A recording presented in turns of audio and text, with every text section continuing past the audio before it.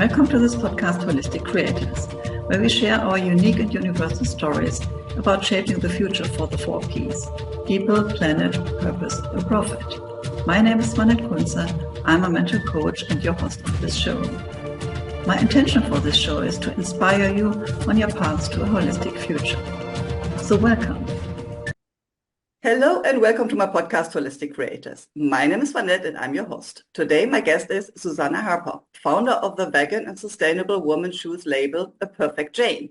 Welcome to my show. Thank you. Thank you for the introduction. Yeah, I'm curious. Who is Jane and why is she perfect? Well, Jane was my dog. She was a Belgian Shepherd. And she was definitely not perfect, but otherwise the name Imperfect Jane would be too long for my company. But to me, she was perfect, and she was with us for 17 years until last year. She unfortunately left us, but she was my inspiration to go vegan in the first place, and that's why I named my brand after her name, Jane. Okay, so I understand. I had a dog for 16 years, and she was also an inspiration and she taught me a lot.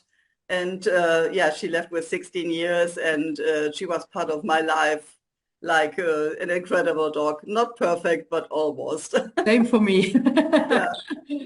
Yeah, so give me a little bit of background. Who are you? And yeah, you already shared that you became a vegan, but give us a little bit of a background, who you are, a little bit of your journey, of your story, so that people can connect with you. Yes, for sure. Well, my name is Susanna. I'm 44 years old, and I was born and raised in the Netherlands by a Dutch mother and an English father.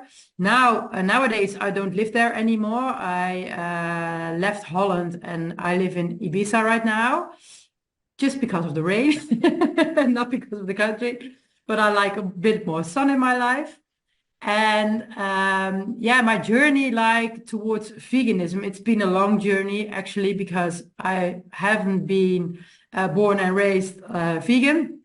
My parents are animal friends, but not vegan. But I always grew up with dogs. So when I eventually started living on my own, I got my own first dog, Jane. And this was 18 years ago now, somewhere 18 years ago. And we were like inseparable from day one. It was unbelievable. It seemed like she was my child and I could talk to her. But every dog owner can relate, I think. And then she like inspired me to learn more about animal cruelty, not only in my food, but also in what I was wearing. And because I loved her so much, our connection was so strong, I couldn't like eat any meat anymore. So I stopped like from one day to another. And first of all, I went vegetarian, only to learn a few years later that I was still contributing to animal cruelty. So I went vegan from one day to another, and I never looked back. This has been like maybe 15 years now. I don't know exactly, but a long time ago. And this was like not easy back then, because vegan food was available, but not in a huge amount of like tasty food. So, but I didn't care. My passion for animals was bigger than eating them. So I didn't care that I had food which wasn't so delicious at all. But then eventually came the journey of veganizing my wardrobe. So I was already living on a vegan diet, but my wardrobe had like leather jackets, leather boots. I was used to, I never really thought about it until I went vegan. And then looking for the perfect vegan boots, which were high quality, breathable, and looking like gorgeous. I could never find anything. I could only find sneakers, but I was in a job at that time where I couldn't wear sports shoes. So it was like a struggle. And eventually when I got a little bit fed up with my job, I decided to quit and to throw my life around and to design my own vegan footwear brand and name it after my dog, A Perfect Jane. Yeah, and this is often a journey that I hear about, that people relate to an animal and then figure out, okay, why can I have like this animal as meat, used for food, and the other animal I'm so in love with, and Yeah. this is like not going not going together. No, it's And really strange. It felt really strange. yeah, so I'm a vegetarian, so I still use milk products and eat eggs. But also I have the possibility to buy it locally here. I'm living in Yeah. Madeira Island, and I have Ah, friends yeah. who have chicken, so it's very easy. I can go into the barn and like I want to have this egg, and Yeah, yeah, yeah. You don't buy them from the mass industry, which I no. have the biggest problem with. Yeah. Yeah, yeah. So this is also different. But what I also think is, especially when you think about leather, often people believe, okay, this animal is already killed. We have eaten it, and then of course We that's use the it's leather. like a byproduct, like the skin is used for creating jackets or shoes. Yeah. So what is it truly about? Well, actually not, because if you know that the industry for leather products is actually bigger than food, then you know the demand for leather products is bigger. So they even like breed certain breeds to kill more, to have more availability for leather. So it's a terrible industry actually. And then eventually you see, I think that's the same in Madeira or wherever, whatever country, you see like biological products coming up, like biological meat. They have more space. They have a better life before they get killed. Like maybe it is like this, I don't know, but more space is maybe 1 meter more, but they get on the same transport and they get killed in the same slaughterhouse, which is like horrible. It's a horrible industry. So a lot of people tell me like leather just is a byproduct of the meat and it's a shame to throw it away, but actually it's the other way around. We shouldn't use animals either for leather or for food anyhow. Hmm. And for leather, there's also the aspect that uh, from having the skin of the animal to really create this product that is at the end, the leather we see with all the colors, this Yeah. is a massive toxic process. Yep. And normally this is produced in countries, third world countries, where all the water is polluted, the people are toxified, and people are Yep. not aware of that. So it's not Oh, it's like true. a totally industrial product. It is you really often handmade and with a lot of impact that is definitely not sustainable. That's true. Yeah, It requires a lot of chemicals. The labor circumstances are really bad. People get sick of the chemicals they use to like dye the leather. And people think they are wearing a natural product, but it's actually not the case because leather doesn't come in purple and silver and gold and so it's only by demand. yeah, of course not. Yeah, Yeah. otherwise we could see it when we walk around and see like pink cows. It's only Yep. in the advertisement where we can see that. Yeah, and even if it's natural color, it's often use chemicals on the material just to keep it in a good condition because it will never stay that way if you don't use it. Yeah. So I've seen that there is kind of this trend of wearing more organic or more sustainable clothes and not like, I would say, this kind of €5 uh, Yeah, fashion that comes from whatever, China or other countries. And that this is what you wear like 1 or 2 times and then throw it away. So yeah, people with this movement of sustainability are more aware that they want to wear clothes that are more healthy and that hold a longer time and not like washed 1 time and then everything that's is out of true. form. And they know where they buy it from, like the whole production process, who made the clothes, who made the shoes, and how did it get here, instead of just buying something really cheap, what you know before you buy it that it's not possible, but just buy it because it's cheap. Somebody pays the price for it eventually. Yeah, so what do you see about this kind of trend? Like, is this industry still like having every 3 months a new collection so that people are in this constant Yeah. consume of new clothes, and of course then they throw it away. The clothes will go to the landfill or somewhere. Or is it more that people get even more um, wise or get more understanding about what the material is about and how it is produced, and of course the transportation, as we have now this topic of no, climate change, whatever you want to call that, and that people are really getting more aware of what they're buying, or is it still like having the last trend, and even if it is for 2 times wearing? Well, from my experience, I wish I could say that people are more aware and they want to buy more sustainable products. I think people are more aware, but when it comes to paying for more sustainable products, they will choose the other way.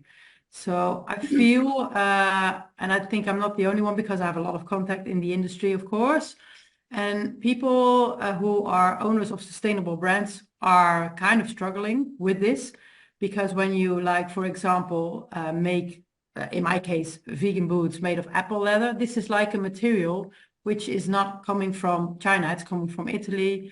It's grown there in an apple yard and it's not in mass production. So this means that when I buy shoes from the factory, it's like 10 times as high in price as when you buy plastic shoes from China. And I could not believe it before I started this brand because I was like, okay, but this comes from Italy. It's way more clothes than when it comes from China, but it's 10 times as expensive. And you see that when it comes to pricing your boots then for retail and for consumers, I cannot like sell my boots for 50 euros. They have to be 200 plus, and even then it's too cheap. But you see people, well, moving more towards cheaper products, and they are aware and they care, but not enough to pay more. Not in, like the group is not big enough for that yet. I think we are learning and getting there, but from what I see right now, if I see like fast fashion brands being growing in 1 year to the biggest fast fashion brand of the world, I mean, what are we doing? They can only do that if we buy it. And if we don't buy it, they will never be this big. But they grew into the biggest fast fashion company in the world in like 1 year. How did this happen? So this is because the consumer buys and buys a lot of this kind of products. Like leveraging between sustainability and awareness and price. So I think people would be way more eager to buy if it was like super cheap. And then they will be aware and telling everybody, wow, this is a sustainable product, but sustainable products cannot be as cheap as fast fashion or anything in between. And that's like a big gap, which hasn't been filled right now. It's not even in the middle. Yeah. I see that, of course, there is the segment of the super luxury products where people have no problem to pay whatever, like thousands of euros for a bag or a pair of shoes. True. Because but this is for the brand they're paying. Yeah, the brand. Yeah. So even though perhaps the quality will be better, like of the cheap products, but still these are not like very sustainable products. They will hold longer because the material is a bit better and the fabric, how they made it, is better. But still, it's more about paying the label, I would say. It's true, completely true. Yeah, and normally it's like all the influencers behind it or the name behind the label, which is all about money, of course, and a lot of money. And then you see people buying it because thinking they wear a luxury brand. For example, I'm not going to name the brand, but I ordered a pair of really expensive vegan boots a few weeks ago. From a luxury brand just to see, okay, what's the difference between them and our boots and how can I learn from them? Not to copy, but just to learn from them. And then seeing that how easy the boot was made with materials inside and out, I'm like, people are paying for the brand. It's not possible because we are like skipping all these easy processes to make it extra luxury, to make the details stand out, and it's actually really expensive to do that. But we have struggles selling boots of 200 euros, and this boot costs 1,300 euros. So, but it's made like way more cheap. It's like the brand, it's marketing. It's the way the world goes around. Yeah. So what I see is that there needs to be like a new mindset for people that are not in this, I want to show that I can wear this brand, Yeah. but it is for being luxury within myself, for myself. Yeah. Because if you wear like clothes that are cheap, they also have chemicals, and this will impact your health, of course, if you wear that and it is moving into the body. So, Of course. but if you want to do something good for yourself, and perhaps you eat already healthy, then of course the next step is to understand what other chemicals do I put into my body. Of course, this can also be like cosmetics and creams, and but also definitely the clothes that yeah, for sure. I 100% agree. Yeah, so let's think about who are these people that are willing to buy products that are in a very good quality, that are vegan, and that can be like the luxury for themselves. I think that there must be a market, because so many people are waking up and knowing about what is going on in the world. Yeah, I think so as well. And I think there is a group, and I also think that the group is not specifically vegan, because if I talk from my own experience, we do not specifically target vegan women. We target women that are conscious about their body, about their health, about healthy eating, exercising. And these are the kind of people who think further than like fast fashion clothes of €5 for a pair of pants. These are the people who want to spend money on themselves when it's good and good quality. And I think the group is bigger than only just the vegan people. And I try to inspire them by making just gorgeous boots that are not different from any leather boots. So nobody knows and gets inspired by the story afterwards that they are wearing apples actually instead of leather. So, and then you see that the movement gets bigger and bigger, and the people get more enthusiastic because they got inspired and didn't know. And I think this market is bigger than just only the vegan. Of course, the vegan will look for it, and they will buy it eventually, but it's about much more than just being vegan, I think. So let me understand a little bit more about this Apple thing. I'm understanding Apple. I know I eat them, but how are they produced? What is is it the peel of the apple? Let me know. It's the peel, the inside, how do you call it? When you have eaten the whole apple, what's left of it? And then the stick, what's sticking out, they collect everything and they crush this into pulp. So really pulp, and then it becomes the raw fiber again, which is strong. And they dry it. And when it's dried, it's made into a really fine powder. So you have apple powder left. That's the only thing what is left. And then they mix it with recycled PET, which is I don't have it here, but the plastic bottles you drink from, water bottles, everything. And this material makes the apple stronger. So you have different, how do you call it, compositions. So one material has higher contents of apple and lower contents of recycled PET. And one other material has the other way around. And it had all to do with where you are using it for, what for. So if you, for example, are using it for bags, it requires a lot less strength than boots.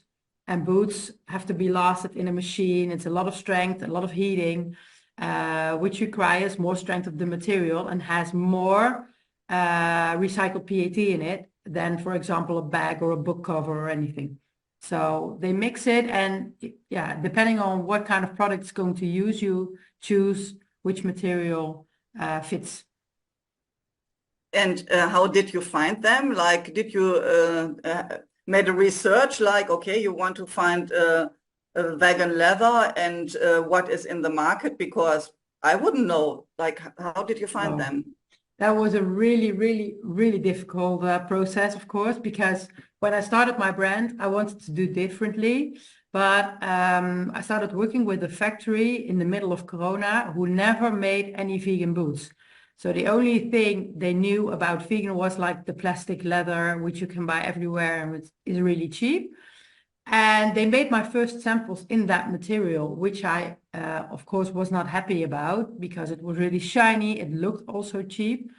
And then I told them, well, this is not really what I mean. I want to do it like more luxurious. How can we do that? And they just told me, I don't know, you have to find the material yourself. So then I visited trade fairs in Milan, where all like suppliers of materials come to. And I got to know in the first place a supplier from Italy also, who makes corn leather made of corn, like has some kind of the same composition as the apple leather, but then with corn. And I sampled my first boots in them, and it was really a dramatic process, I can tell you. The first boots had air bubbles under it. It looked horrible. But just because the factory also didn't know how to make the boots with this kind of material. And then we had a specialist coming in and heating the product another way, rebuilding the machines so it can handle vegan leather instead of normal leather, requires different strengths. And then eventually we made nice boots of this. And I started testing them. I started testing them for 3-4 months, walking them every day. And I was like, okay, this material is really good and strong. So let's produce in this material. And when I placed the order, my boots ripped apart on the same day. So I was like, oh my God, when my boots rip apart, I have to start a brand. This will not work because I will have complaint after complaint. So then eventually I got in contact through my designer with the supplier of apple leather. So I called them and they supplied the apple leather like a sheet. And we went to a test center in Portugal where we produce. And this is like a footwear test center where they test the material on intensive use. And then the apple leather came out stronger than the corn leather from the test. So we changed everything into apple leather. And this was the right choice, luckily. So until now, I don't have problems with the apple leather, but I did with the corn leather, actually. Yeah.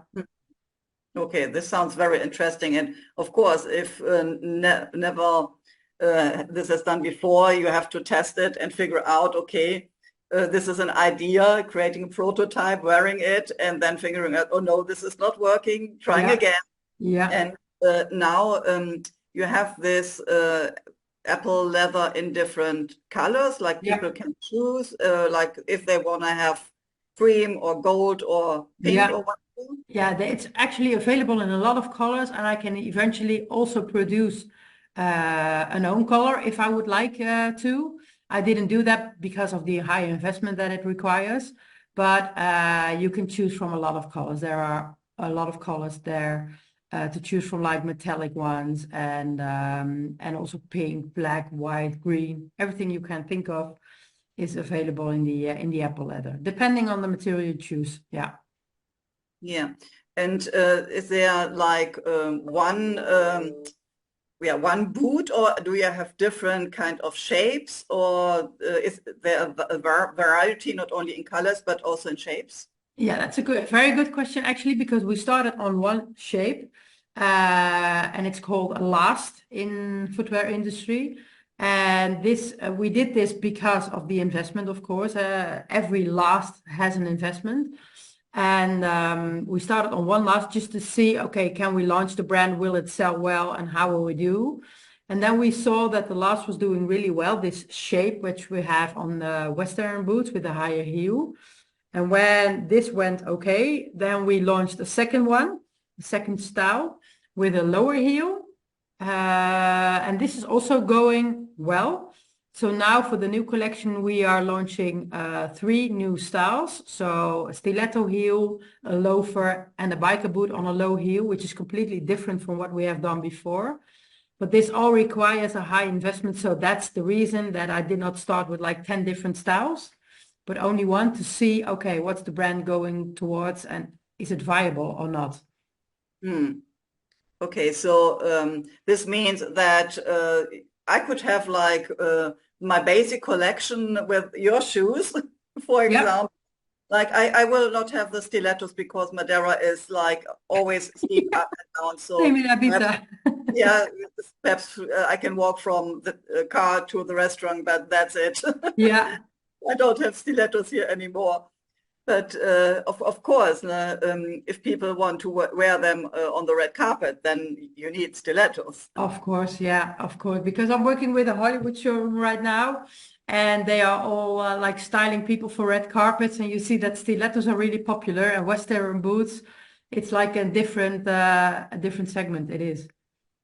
Yeah, but again, this means that all kind of people could wear your Of shoes, course, yeah. because if you are more like sportive, you have the boots, but if you want to go out and being dressed like more luxury, Yes, you can wear the stilettos. yes, yeah. Yeah. That's why we are going to launch them right now. So we are working on it really hard.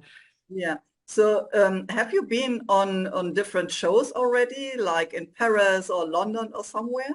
Well, we have been on like the one and only vegan fashion week in the world. You have vegan fashion week in London. I'm sorry, fashion week in London and Paris and everywhere. But there's only one vegan fashion week, which just highlights vegan fashion, footwear and clothing. And this is in Los Angeles in America. And we've been there in October. We were selected to participate. And we were on the catwalk with like models and everything, press, all kinds of exciting stuff. So this was a really like huge milestone for us. So we've been on trade shows before and that kind of stuff, but this was like the biggest event ever I've done. Being on the catwalk in America, it was fantastic. Yeah, we are going to do this again in next October. Okay, so are there other places where people can see your brand, like if they are interested, for example, on ferries or on other shows? I'm sure that people need to see that and perhaps even touch Feel it. it, feel Yeah. it, to get an understanding how this could be wearing them. So Yes, for sure. Yeah, we are actually planning like pop-up right now. So we will have a pop-up in Holland where people can see and feel it. But if we are talking about like retailers who want to buy it, we will be on the fair in Amsterdam, the Modefabriek, and we will be in Vegan Fashion Week in America again. So these are more like not direct to consumer kind of events, but direct to business kind of events. So we will have them there. And for like consumers, we also sell to shops as well. So if they really want to try before buying them, they can go to a shop and the store locator on our website to see where they can find them. Okay, yeah, because I can understand that there is kind of perhaps skepticism at the Yes. moment still. So what do you hear that what is like the argument why people tell you, oh, I don't want to buy them. So what are Yeah. the That they think it's just plastic. That's one of the biggest ones, I think. Vegan is just plastic, another word for plastic. And the second one I get a lot is that they don't think that it's as strong and will last a long time like leather. So they think leather is stronger and a better high quality material than the vegan leather is, which is actually not the case because, of course, we cannot compare it completely because the apple leather does not exist as long as the animal leather, of course. But what we see now is that it acts better in rain, in all kinds of weather circumstances. It just doesn't affect the material at all. You can walk in them in rain and put them in the closet and get them out and they are new the next day. So no problem. And we see that the material is strong when it comes to like bumping into a wall or anything. It's not a problem. And this is something, yeah, with leather, it wears out, it gets bigger. When it rains, it stains. And it doesn't do that with vegan leather, but people are skeptic about it, yeah, because they don't know it. And the first thing they say it's plastic, and the second thing they say it's not going to last as long as leather. Okay, so that it is not plastic, you can prove because Yeah. it's made of Yeah, apple. partially apple, yeah. And of course, now you have a little bit of plastic in You need to get the quality and the strength.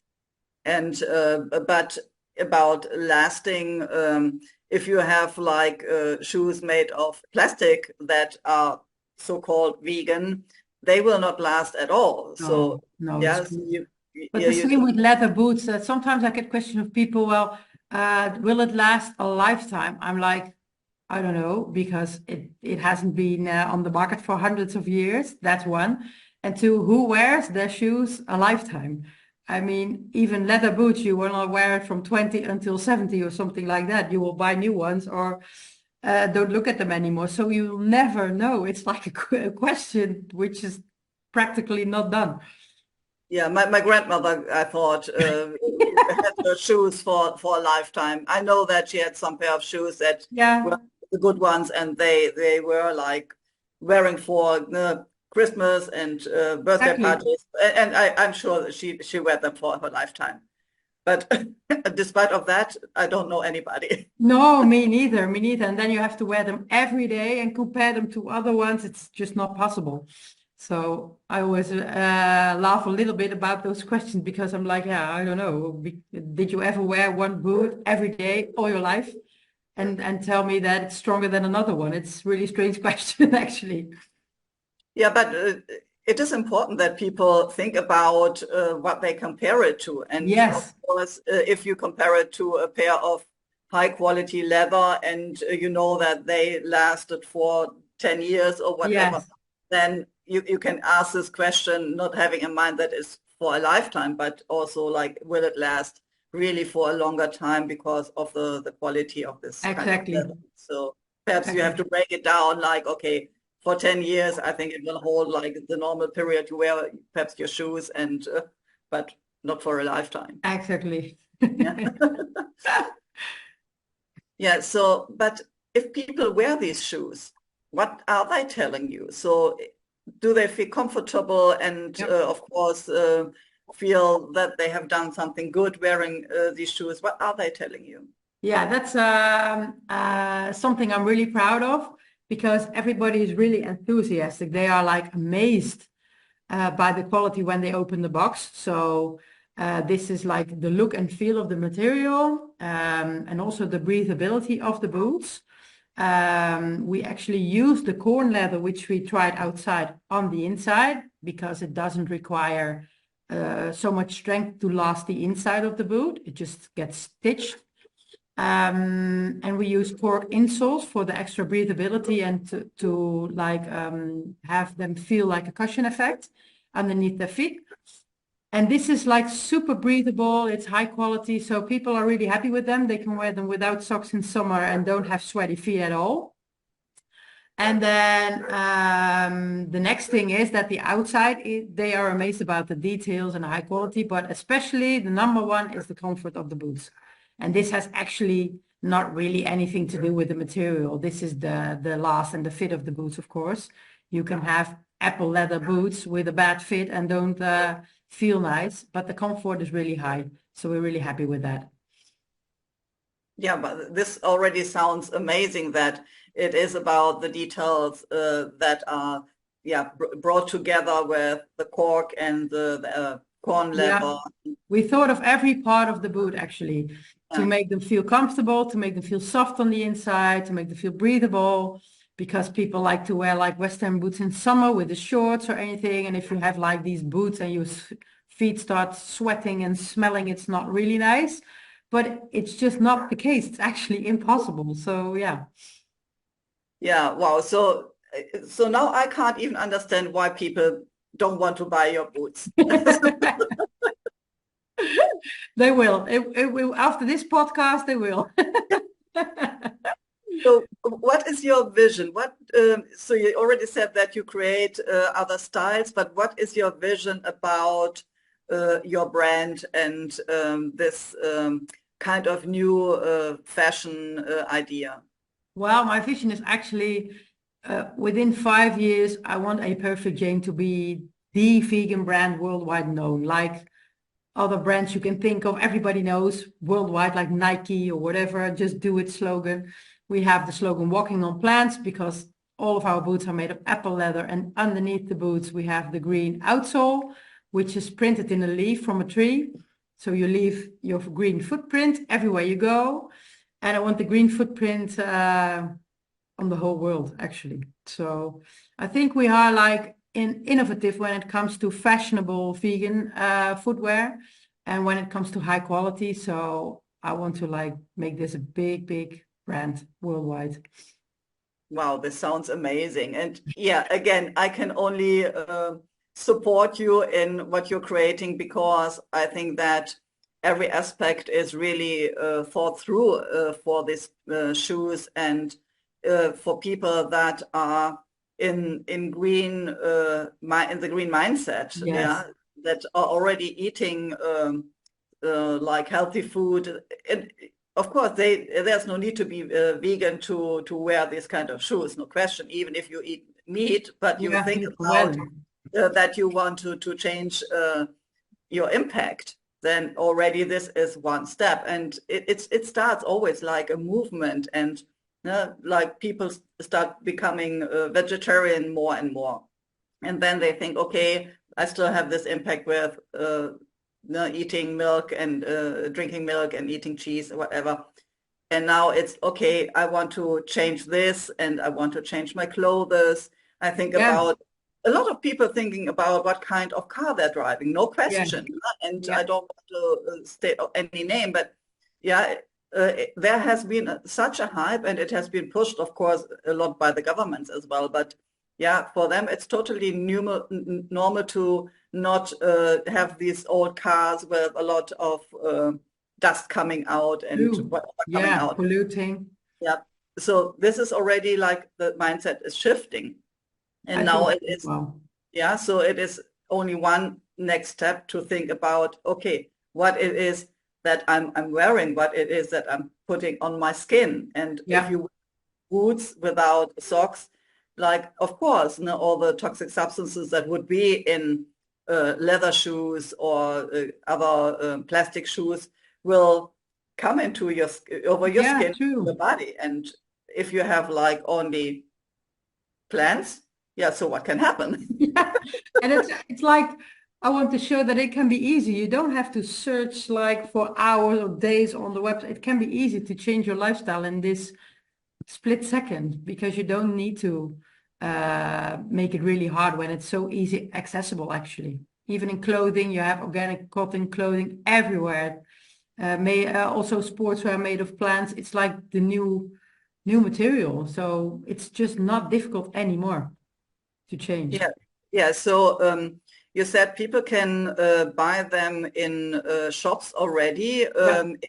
In which countries or in which towns? Where can they find it? We have shops like in the Netherlands, Belgium, one in Germany actually. We have a shop in Ibiza, Andorra, also in well, I think I already mentioned it, but also in Holland. And of course online.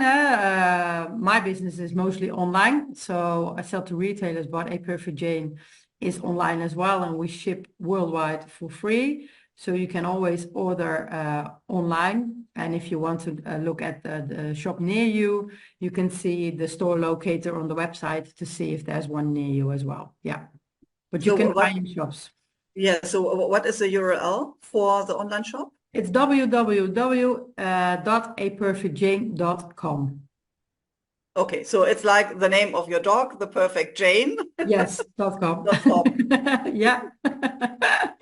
And you will see a lot of pictures of my dog as well. Okay, we will have them for inspiration. So, and I will tell you, if you then after that not only want to buy shoes, but also want to adopt a dog, let me know. Yeah. I just adopted one. A new one. Yeah. So, is there anything that you want to share that I didn't ask you? Well, I think it's like what we talked about before, being aware and acting like it is like are two different things. So I think if you really want to change your lifestyle, looking into more sustainable products, then you really have to compare it all and not just on price. So really look where it is made, what kind of materials are used. And then if you can see that it's from European countries, you can actually know that it will be more expensive than from China. It is what it is. It's just like this, not difficult, not more difficult. And I think we can make an impact together, but we need everybody on board. So, and then we can make an impact for a better planet with less animal cruelty. And I would Yeah. love to see more people adopting this. Yeah. So to my audience, go to Instagram, find the perfect Jane there, get inspired by the beautiful pictures, and buy a pair of shoes. That would be fantastic. Okay. Thank you so much for being my guest and sharing your story and the story of Jane. Thank you as well. Of course, speaking about this impact you are making and about your mission. Thank you so much. Thank you as well, Swanette. It was a pleasure. Thank you for listening or watching my podcast, Holistic Creators. If you want to know more about how I can help and support you, have a look at my website, spiritualchangemaker.com. You can also join my Facebook group, Spiritual Changemakers Community. Stay tuned for the next episode by subscribing to this channel. And you also can check the previous episodes.